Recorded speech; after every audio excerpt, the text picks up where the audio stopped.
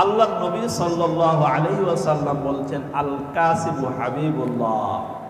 কে বলছেন? আল্লাহর নবী।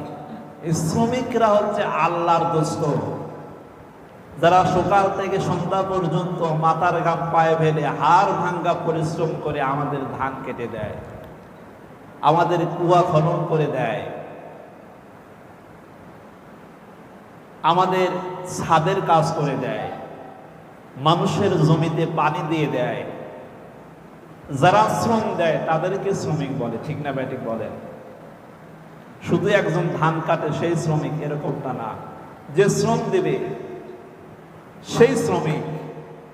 আর ইবনে মাজার ভিতরে হাদিস এসেছে, সহিহ ইবনে মাজার ভিতরে হাদিসের মধ্যে বলা হয়েছে, শ্রমিকের ঘাম শুকানোর পূর্বে তাদের মূল্য দিয়ে দাও।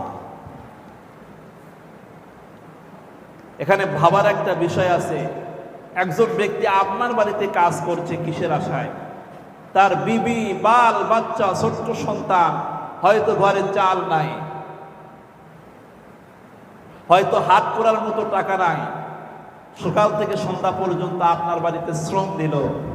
সন্ধ্যার সময় যদি আপনি তাকে টাকা না দেন, আপনি যদি বলেন আজ না কালকে, কাল না অমুক দিন, পরশু দিন, তাহলে এটা কি রাসূলের কথা অনুযায়ী কাজ হলো আপনার?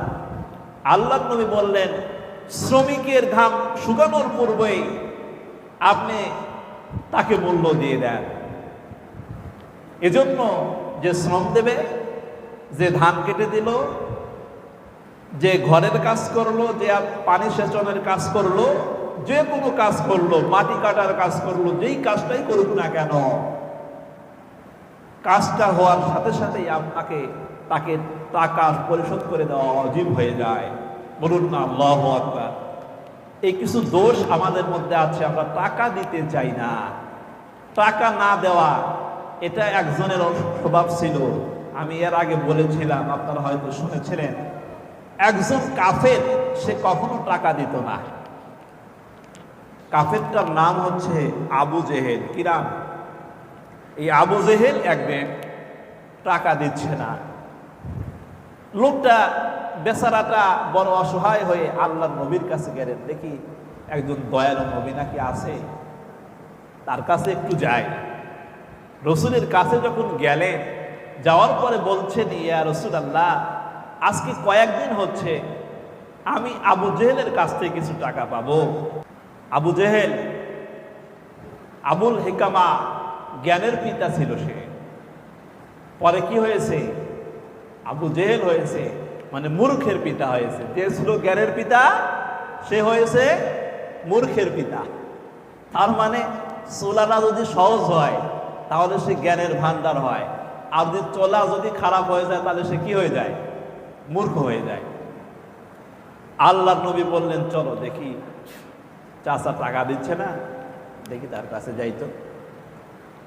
আল্লাহর নবী অনেকবার দাওয়াত নিয়ে গেছেন তার কাছে, ইতিহাস আপনারা জানেন। এবার আল্লাহর নবীর সাথে গিয়ে বলছেন, চাচা আপনি নাকি তাকে টাকা দিচ্ছেন না, তার ছেলেপেলেরাও কিন্তু তার কাছে আছে, আপনি টাকা দিয়ে দেন। এই কথা বলার সাথে সাথে আবু জেহেল কাঁপতে কাঁপতে টাকা নিয়ে এসে দিল। যখন টাকা নিয়ে চলে গেল, চলে যাওয়ার পরে বলছে, ছেলেরা বলছে,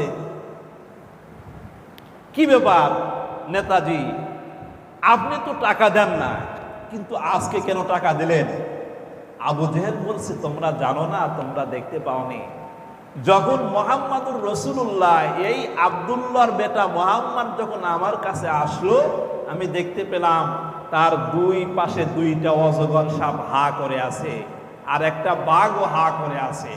যদি আমি টাকা না দিতাম, ওই অজগর সাপ কামড় দিত আর বাঘ আমাকে খেয়ে ফেলতো। আল্লাহু আকবার। এটা ছিল আমার নবীর মুজিজা। কি ছিল? আমার নবীর মুজিজা।